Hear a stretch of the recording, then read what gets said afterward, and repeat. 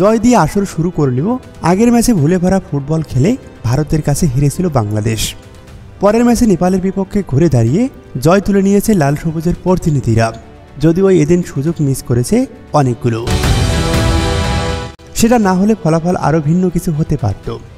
রোববার সাফ অনূর্ধ্ব-17 নারী চ্যাম্পিয়নশিপে নেপালকে 3-0 গোলে হারিয়েছে বাংলাদেশ অনূর্ধ্ব নারী ফুটবল দল। 3 ম্যাচে 2 জয়ে 6 পয়েন্ট নিয়ে পয়েন্ট টেবিলে 2 নম্বরে অবস্থান করছেন বাংলাদেশ।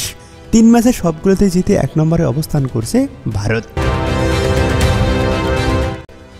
এদিন ম্যাচের 41 মিনিটে ডেডলক ভাঙেন থুইনুয়ে মারমা। বা প্রান্ত থেকে বক্সের মধ্যে ক্রস বাড়ান মামুনি মারমা। সেটাকে ক্লিয়ার করতে পারেননি নেপালের ডিফেন্ডাররা। ফাঁকা বল পেয়ে টপ কর্নার দিয়ে বল জালে পাঠিয়ে দেন থুইনুয়ে মারমা। 3 মিনিট পরেই ব্যবধান দ্বিগুণ করে বাংলাদেশ। নিজেদের অর্ধ থেকে বল বাড়ান বাংলাদেশি ডিফেন্ডার।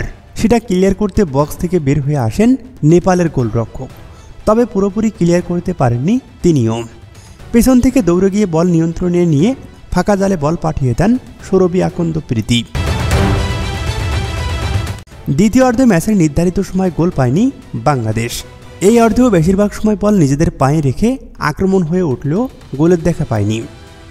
যোগ করার সময় গিয়ে ভাঙ্গে সেই খরা। 4 মিনিট যোগ করার সময় শেষ মিনিটে গোল করেন বদলি নামা রিয়া, আর এর ফলে 3-0 গোলে নেপালকে উড়িয়ে দেয় বাংলাদেশ।